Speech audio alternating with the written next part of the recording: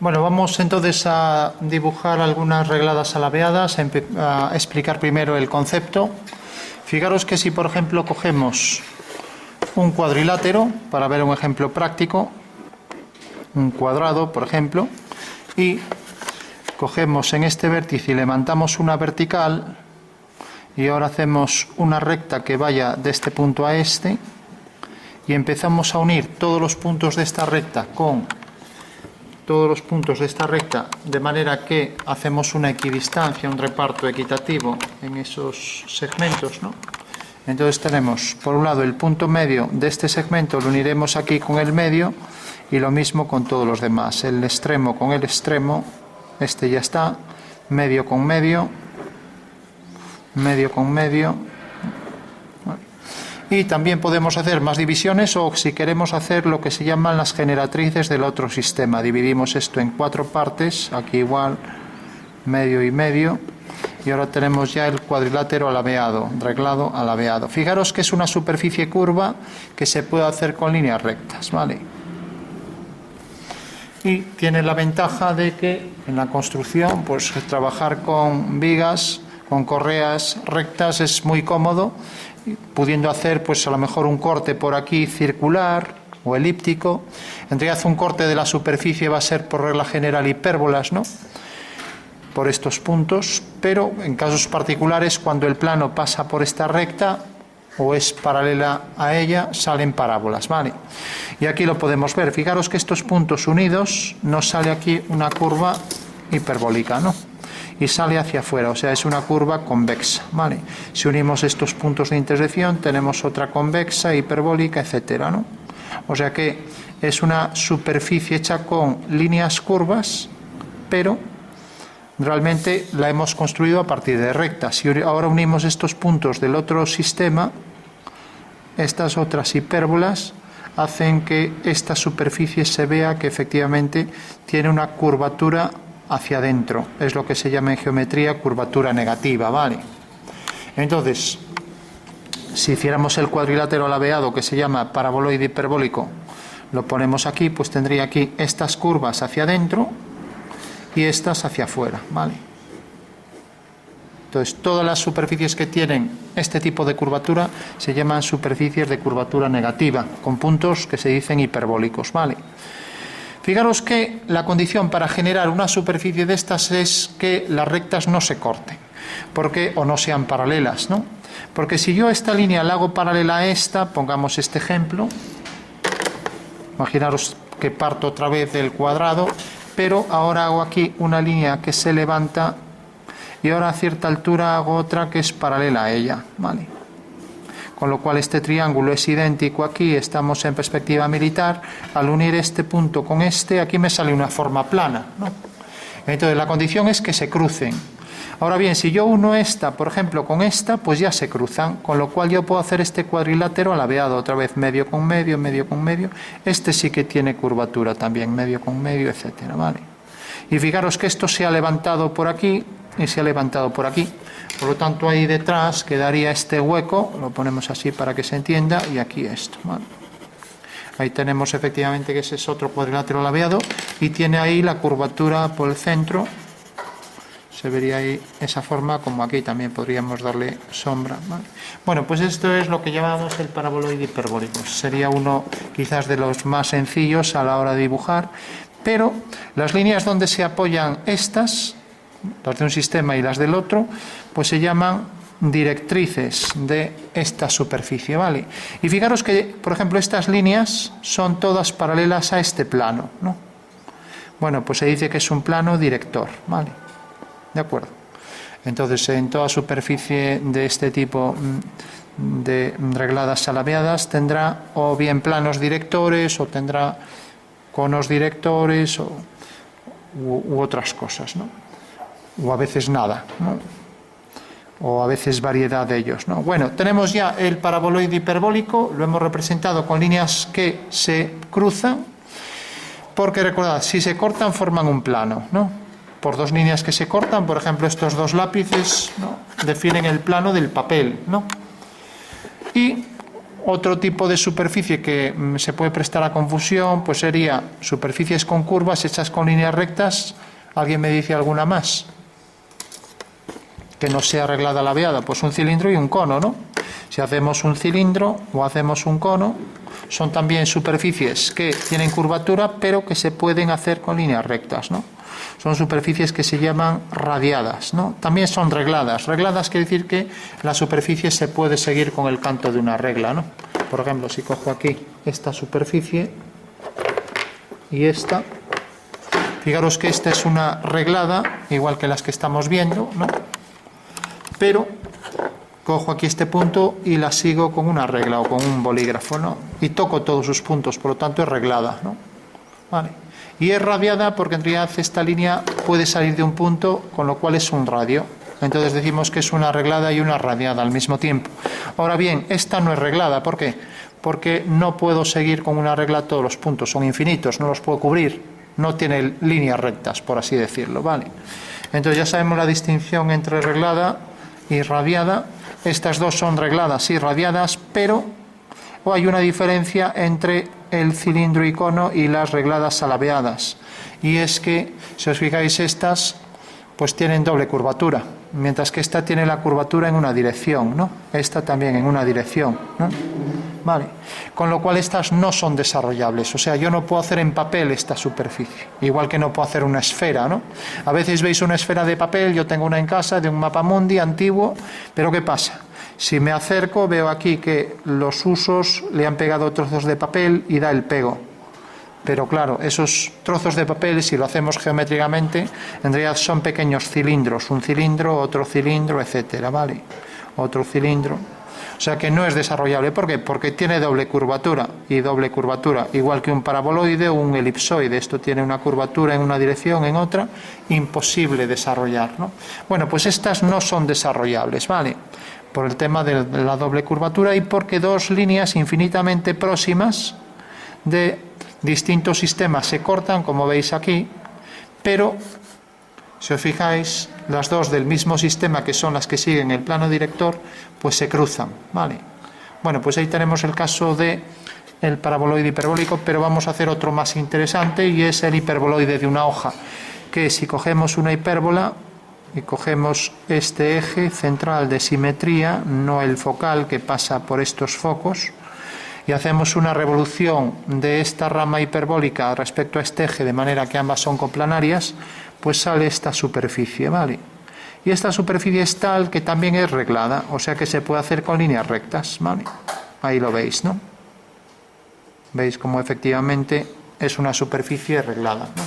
La podría conseguir también si, por ejemplo, cojo un cilindro y ese cilindro está hecho con anillas, y ahora cojo las dos bases, las giro, al girarlas provocará ese efecto de superficie de revolución, ¿vale? Con la circunferencia más estrecha de garganta y luego tenemos la base. Fijaros que respecto al eje central de la figura tenemos que esta es una línea que se cruza con el eje. Entonces si yo, por ejemplo, cojo este bolígrafo y cojo una línea que en vez de ser paralela se cruza con él y empiezo a girarla, pues me produce esta superficie, ¿vale? El hiperboloide de una hoja, ¿vale? O hiperboloide reglado, ¿de acuerdo? Bueno, pues vamos a dibujar esto, una forma muy sencilla, ya sabiendo lo que son las regladas alabeadas. Hay que decir que las directrices no tienen por qué ser rectas. De hecho, aquí va a haber dos directrices que van a ser curvas, dos circunferencias.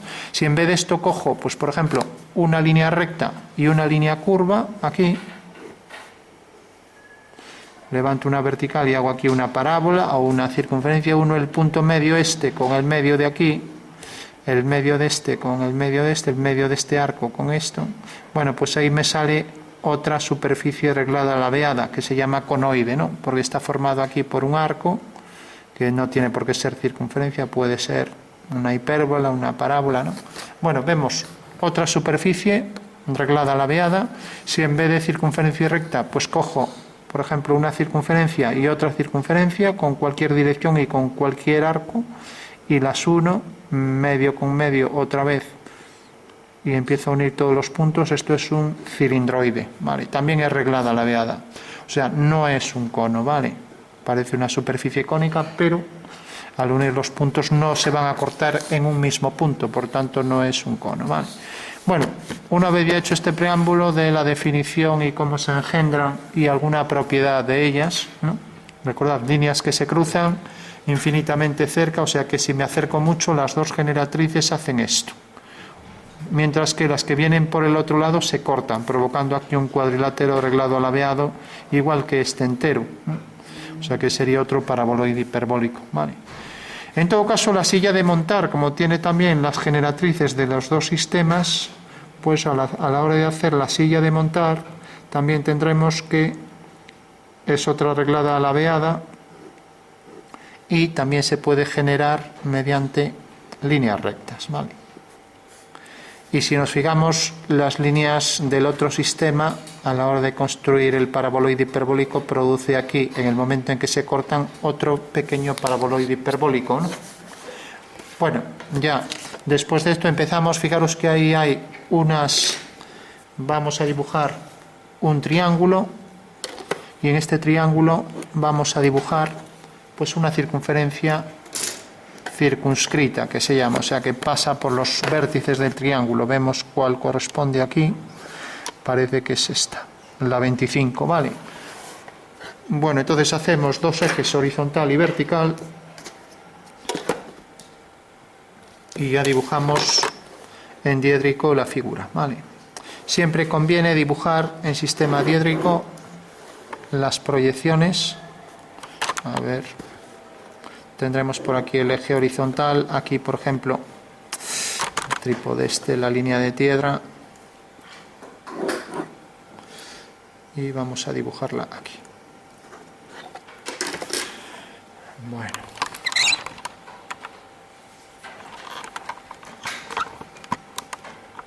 Bueno, ahora sí que parece que está mejor centrado esto.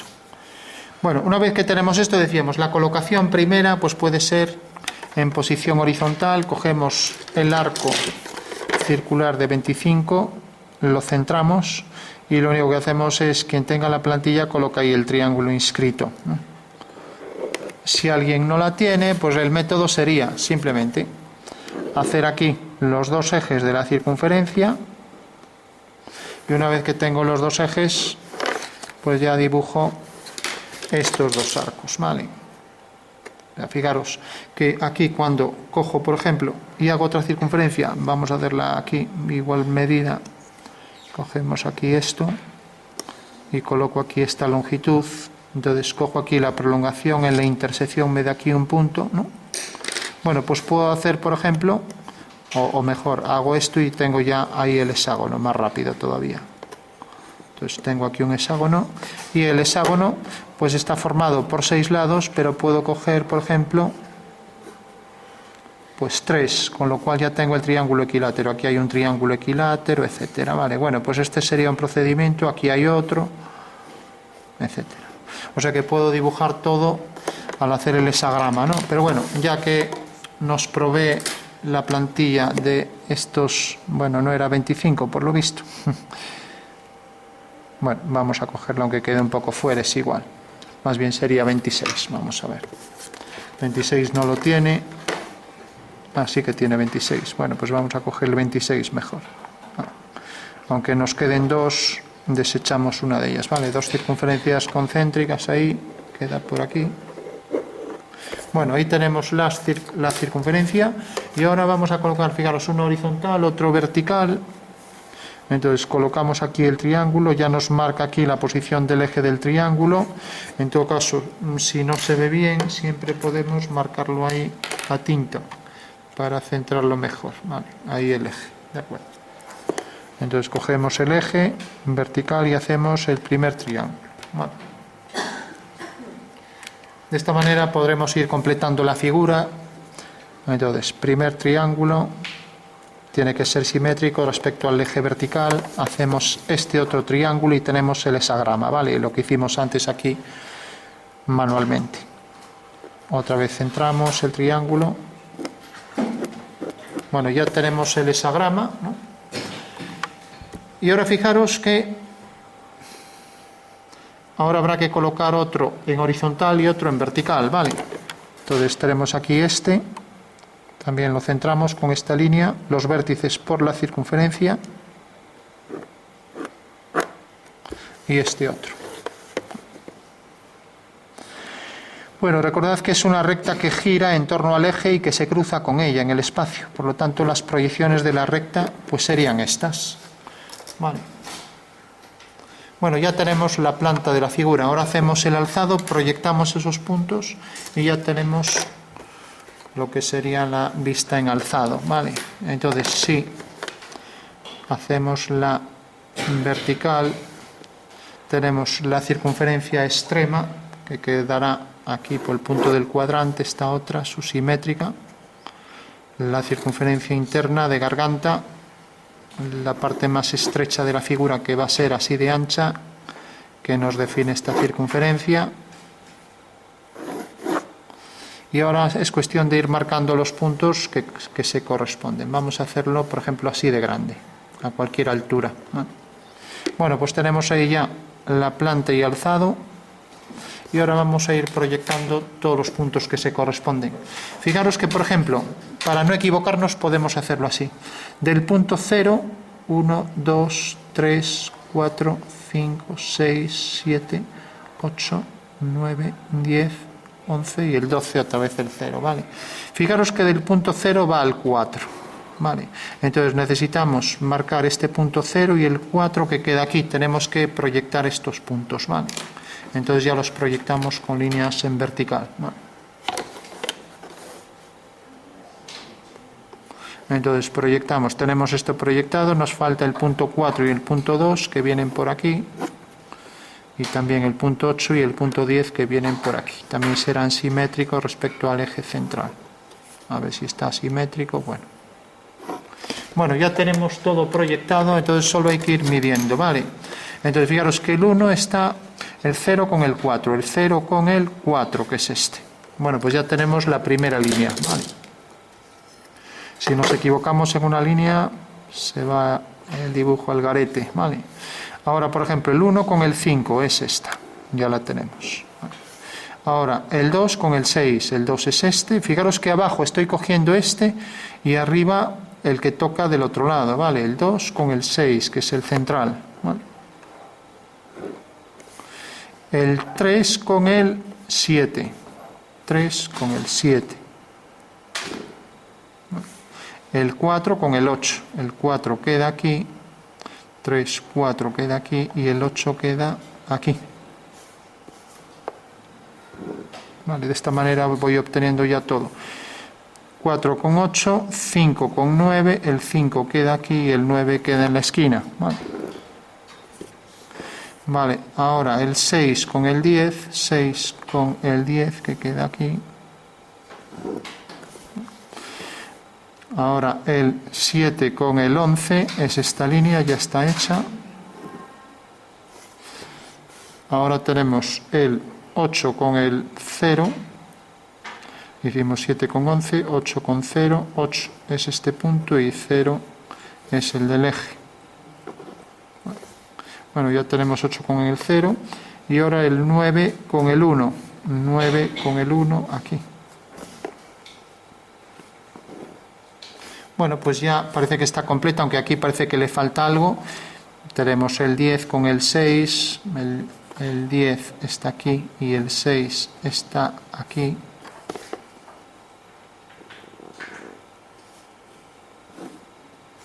Y el 11 con el 7 es este. Y ahora el 11 aquí con el 3, ¿no? El 11 con el 3, que es el de la esquina.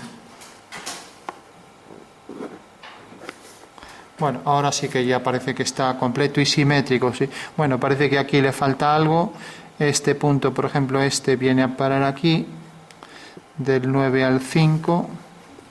Tenemos que ver si hay simetría total. Aquí lo que pasa es que no está muy riguroso, muy exacto. Tendría que ser perfectamente simétrico un lado y el otro. Eso ya depende de la precisión que tengamos. Es como aquí también debería ser una circunferencia, ¿no? Cosa que aquí parece una elipse, ¿no? Pero esto debería ser una circunferencia perfecta, ¿no? Bueno, pues fijaros, Todos estos puntos también tendrían que estar en concordancia. Aquí, por ejemplo, falta esta de la 10. Vemos que va de la 10 a la 2, de la 10 a la 2, que es esta. Siempre es fácil olvidar alguna línea, ¿no?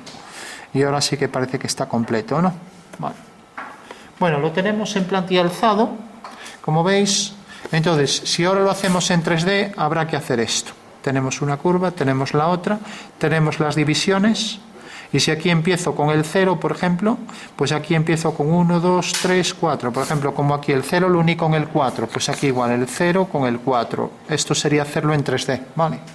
O sea que las líneas, cuando empiezo a hacerlas así, pues entonces ahí ya me va a salir la superficie, ¿vale? Bueno, entonces, necesito plantillas en caballera, pues cojo, por ejemplo, si es una elipse excéntrica como esta, mejor. Entonces voy a coger esta y voy a hacer las divisiones, ¿vale? Entonces voy a coger, por ejemplo, la mayor, para que se vea más claro, voy a utilizar un eje vertical. Entonces trazo aquí el eje vertical y ahora voy a hacer aquí un eje horizontal, aquí una línea horizontal donde se va a inscribir. Para eso tenemos los conjugados aquí, os fijáis, puedo coger esta línea y ya tengo ahí la dirección de la caballera, ¿no? Entonces, si por ejemplo marco esto y marco aquí esto, marco esta dirección, esto debe ser horizontal, parece que pasa por aquí, entonces ya lo trazo. Esto tendría que medirlo para hacerlo preciso, pero bueno, aquí tengo esta línea, aquí tengo esta otra, tienen que ser perfectamente equidistantes, y ahora a partir de este punto trazo este eje, ¿vale? Fijaros que es una elipse, que si está bien dibujada, aquí lo dibujé más pequeño, bueno, si está bien dibujado, pues el eje quedará aquí y el eje quedará aquí, ¿vale? O sea que esta será la elipse. Bueno, pues eso será. ¿Cómo se llamaba esta perspectiva? Que alguien me lo diga. Hago el cuadrilátero donde se inscribe, ¿vale? Hago el eje conjugado, que es el eje mayor en el espacio, que es este, y hago el cuadrilátero circunscrito a esa elipse, ¿vale? Con lo cual ya tengo ahí los ejes conjugados. Y por último, si hago aquí una diagonal, pues ya tengo aquí el punto de intersección, que es el eje de revolución de la hipérbola, ¿vale? Que genera el hiperboloide reglado o de una hoja, ¿vale? Con lo cual ya puedo trazar aquí el eje vertical, ¿vale? Bueno, pues esta es la perspectiva caballera, ¿no? No es la caballera. De hecho, puedo hacer aquí el prisma, donde se inscriben las dos circunferencias, que serán elipses, ¿no?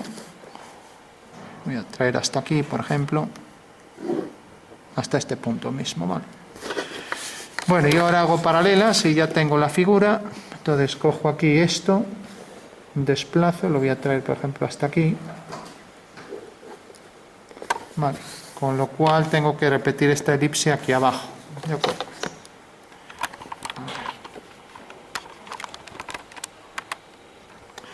Bueno, entonces marco la posición del eje longitudinal, el eje de revolución, marco aquí esta línea que es de la esquina del cuadrilátero, donde corta aquí, pues trazo estas dos, a ver, estas dos horizontales, esta horizontal y esta otra horizontal. Y ahora hago aquí una paralela a esta.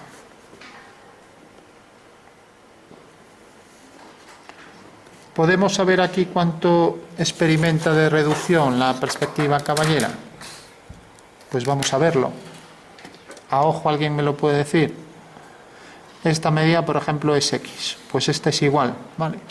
Con lo cual, si os fijáis, la reducción aquí no es ninguna, ¿no? Eso quiere decir que no hay reducción, ¿no? Por eso aparece como alargada la figura, ¿vale?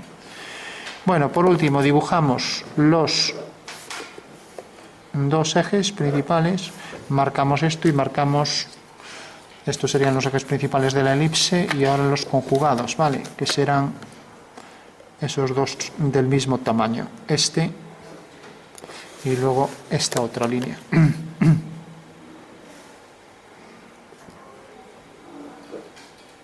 Con lo cual ya tenemos el cuadrilátero en el que se inscribe la elipse, ¿vale? Ya la podemos dibujar y ya solo nos queda dividirla en fragmentos iguales, ¿vale? Fijaros que si hago esta elipse, es tangente ahí en los 4 puntos de esos 4 cuadrantes. Fijaros que esta elipse es cortada, si os fijáis, a ver que esto es que no... Es cortada en estos 4 puntos, 4 divisiones iguales, y en estos otros 4, o sea que tenemos 8 divisiones ya. Aquí en realidad tenemos más, ¿no? Aquí tenemos, pues hemos hecho 3 divisiones por cada cuadrante, aquí solo hay 2. Únicamente que dividiéramos esto en 2 partes, cada uno de estos tendríamos 4 de cada lado, para hacerlo más exacto, ¿no? Entonces vamos a hacerlo así, vamos a dividirlo en 4, ¿vale? Porque si solo utilizamos esto se va a notar muy poco la superficie. Entonces no va a ser idéntica a esta, va a tener más generatrices. Hago aquí un cuadrado y proyecto ahí esas medidas, ¿vale? Hago la división en el cuadrado, cojo aquí la referencia de la vertical, coloco aquí la línea en vertical, traigo aquí este lado del cuadrado y este otro, y ya tengo ahí la figura del cuadrado. El cuadrado se va a transformar, se dice por afinidad, en esta elipse, ¿vale?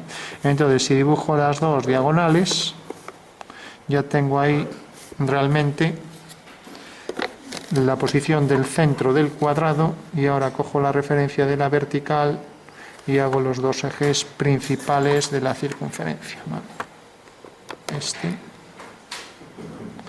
y el otro ya lo tengo, ¿vale? Bueno, pues decía que iba a hacer las divisiones, incluso podría hacer estas para que salga idéntica, ¿vale? Entonces voy a hacer estas. ¿Y cómo lo puedo hacer? Bueno, pues cojo aquí esta circunferencia y ya tiene 3 divisiones angulares dentro de este cuadrante. Entonces puedo coger este y marcarlo. Entonces marco el eje y entonces voy a optar por hacer eso. Pasa que, claro, al tener esta división es fácil equivocarse, luego habrá que hilar fino, ¿vale? Entonces coloco aquí la circunferencia centrada y marco las divisiones, ¿vale? Antes de nada, mejor coloco una circunferencia inscrita ahí, la que está inscrita para coger las divisiones en esa circunferencia. Podría ser esta, por ejemplo.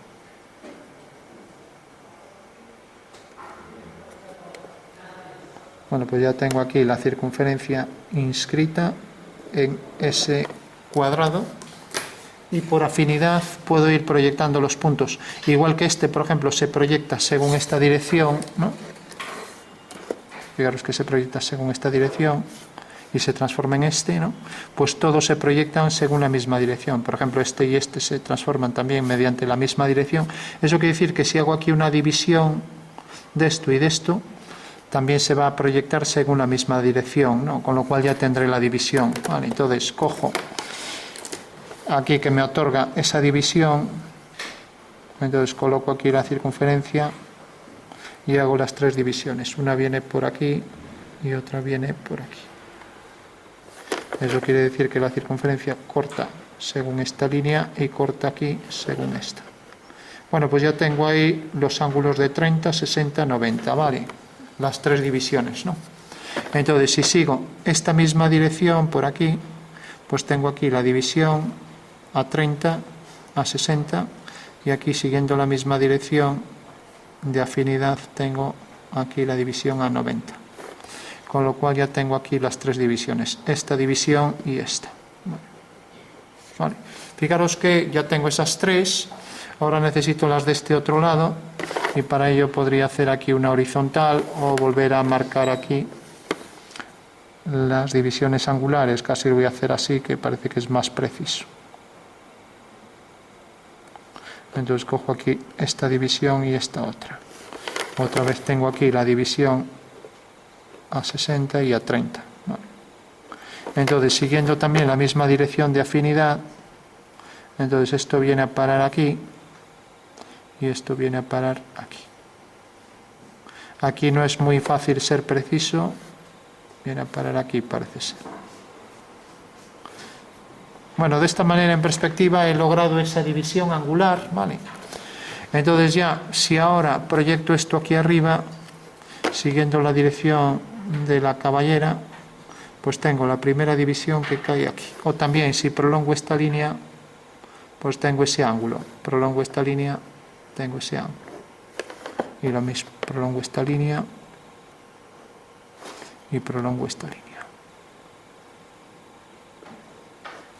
Bueno, ya tengo ahí, que no hay quien entienda nada, todos los puntos. Entonces los voy a marcar para verlo más claro. Fijaros, el punto 0, el 1, el 2, el 3, 4, 5, el 6, 7, 8, 9, 10 y 11. Vale. Mejor hacerlo así, marcando los puntos. Y aquí arriba pues habría que subirlos igual, ¿no? Bueno. Entonces, haciendo verticales, subimos los puntos y ya concluimos. Vale. Entonces, vamos subiendo todos mediante líneas en vertical.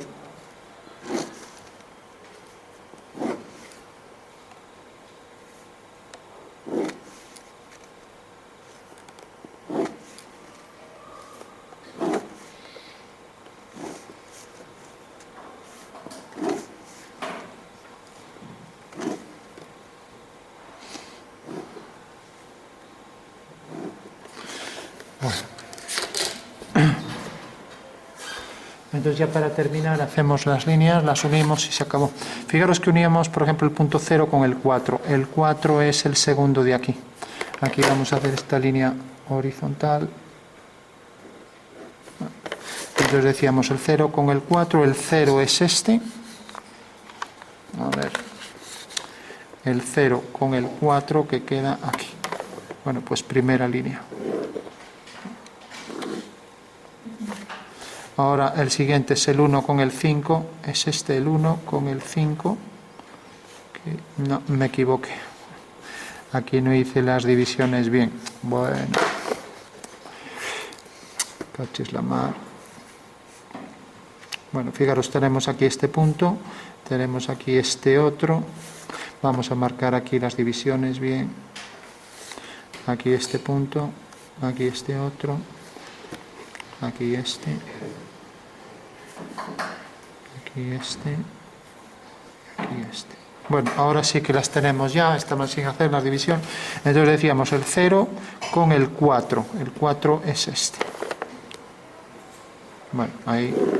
Vale, y bueno, tenemos la primera. Ahora el 1 con el 5. 1 con 5. Bueno, segunda. Bueno. Ahora tenemos el 2 con el 6. El 2 con el 6. El 3 con el 7. 3 con 7.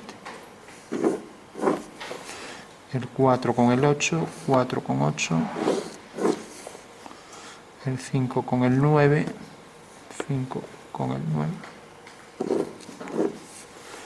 El 6 con el 10. El 6 es este y el 10 es este. El 7 con el 11.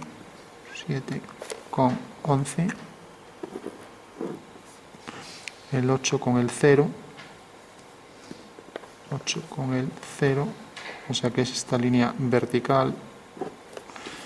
El 9 con el 1, 9 con 1. El 10 con el 2, 10 es este, con el 2 que es este. El 11 con el 3. 11 con el 3.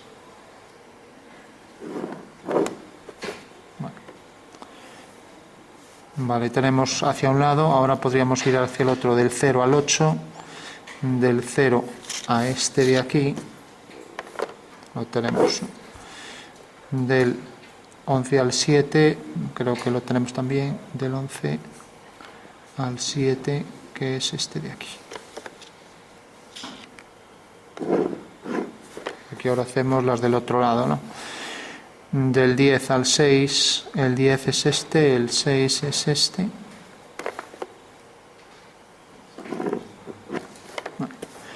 del 9 al 5, del 9 al 5, que es este, del 8 al 4, del 8 a este. En fin, una locura, ¿no? Pero bueno, entendéis la lógica, ¿no? La lógica del ejercicio. Vale, vamos a darle algo de sombra, porque si no es que no se distingue nada, ¿no? O sea que aquí tendríamos la curva. Lógicamente, en perspectiva ya deja de ser una rama hiperbólica, pero sí lo sería aquí, frontalmente, en el alzado aquí sí que es una rama hiperbólica, ¿vale? O sea que aquí con total precisión podemos decir que, si el dibujo está bien, esta rama hiperbólica, al girar la figura, pues sale el hiperboloide reglado, ¿vale? Ahí lo veo. Y aquí, como estamos en perspectiva, pues ya ese contorno se distorsiona, generando ahí una superficie que ya no sería lo que corresponde a una curva hiperbólica, ¿vale? Sí. La sombra del hueco, ¿cómo sería? La sombra del hueco. Son palabras mayores. Por ahí se forma una curva que va a ser entiendo que una hipérbola, porque en las secciones de esta figura puede ser aquí una elipse, aquí puede ser una hipérbola si va al infinito, no llega al final, ¿no? Puede salir aquí una circunferencia, la más estrecha, ¿no? Entonces, bueno, saliendo de aquí la sombra por rayos paralelos diametralmente opuestos, entonces, proyectando este punto, por ejemplo, aquí, entiendo que una sección hiperbólica, habría que calcularlo, pero sí, esto es lo que quedaría en sombra, entiendo que eso quedaría en hueco de sombra y luz, ¿no? Pero bueno, ya digo, habría que verlo, ahora en este momento, sin calcular, pues no te lo puedo asegurar, pero entiendo que sí, que la sombra da ahí una línea separatriz que es una rama hiperbólica, ¿vale?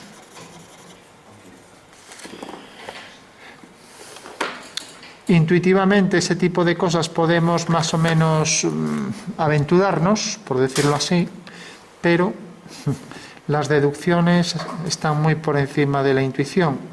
De hecho, hay muchas famosas en la historia, si os digo alguna, alucináis. Os lo voy a decir. Y es la siguiente. Pues, yo no acabo de creérmelo. Desde el día que lo vi, el cálculo, tuve que hacer el cálculo. El cálculo es muy sencillito. Hay muchos, ¿no? Por ejemplo, una sección de un cono, pues como el cono se estrecha hacia arriba, pues evidentemente, pues Alberto Durero, cuando hizo la sección, le salió esta figura, que parece más lógico, ¿no? Si cortamos aquí este lápiz de forma oblicua, ahí pues parece que va a salir lo que se llama un ovoide, ¿no? Pero no, sale una curva elíptica, se demuestra con el teorema de Dandelin o por otros teoremas, o mismo la intersección de un cono con un plano oblicuo, pues puede dar una elipse, pero nunca un ovoide, ¿no? Bueno, pero hay otro tema más extraño, ya lo digo ahí en plan de curiosidad, y es, si cogéis la esfera terrestre, imaginaros, toda plana, no tiene montículos, no tiene nada, y le ponéis una cuerda que la rodea, ¿no? Vale. Y ahora la cuerda la cortáis, lo vamos a hacer algo más grande, la cuerda que rodea toda la Tierra con una circunferencia máxima, o sea que pasaría por el centro, ¿vale? O sea que cubre todo el diámetro del ecuador, por ejemplo, ¿no? Ahora le cortáis un trozo, entonces la separáis, seguís teniendo ahí el planeta, y como la separáis, pues lo abrís y lo separáis del suelo y queda esto así, queda separada, ¿no? Vale. Entonces, una vez que está separada le añadimos un metro, solo un metro, ¿vale? ¿De acuerdo? O sea, ese trozo que abrimos, le aumentamos un metro y evidentemente como la cuerda es más grande, se va a elevar de la Tierra, ¿no? ¿Lo entendéis, no? Entonces la pregunta es, ¿cuánto se eleva de la Tierra? Yo lo he calculado, es muy fácil de calcular, ya calculo en un segundo. Y es que no me lo creo, o sea, aunque salga el cálculo, es más, es lo mismo que lo hagáis con la Tierra que con una manzana que con una pelota de tenis. Siempre sale la misma altura. Y la altura, lógicamente, como la Tierra, si ahora no recuerdo mal, el perímetro son 40.000 kilómetros, al aumentar solo un metro a esta cuerda, pues lógicamente eso no se va a elevar nada. Pues no, se eleva siempre 16, cerca de 16 centímetros, ¿no? Pero es que si cogéis una pelota de tenis también se eleva exactamente lo mismo. O sea, esto sigue siendo 16. O sea, si coges una pelota parece que no tiene nada que ver esto, que al ser la Tierra tan grande, pues esto no puede ser 16, tendría que ser una cosa infinitesimal. Y sin embargo es 16. Y cogéis la pelota de tenis y es 16. Y cogéis una ciruela y es 16. En fin. Entonces, por eso digo yo, a veces la intuición falla. Aquí vemos el ejemplo más claro. Yo he visto muchos cálculos así rarísimos, ¿no? Es como la trompeta de Gabriel, ¿no? La tractriz que... Entonces lo llenas de pintura, esto va hasta el infinito, y resulta que para pintar lo de dentro, pues necesitas una pintura finita, cuando esto va al infinito. Y sin embargo, para pintar la parte de atrás, la parte de fuera, la superficie, necesitas pintura infinita. O sea, ¿cómo se entiende eso? Que toda la pintura que cubre este objeto hasta el infinito es finita y sin embargo la superficie es infinita. En fin, cosas que no caben en cabeza y se demuestran que esto es más complicado, hay que utilizar cálculo integral, pero esto se hace en un momento, ¿no? Entonces, bueno. Lo de la trompeta de Gabriel,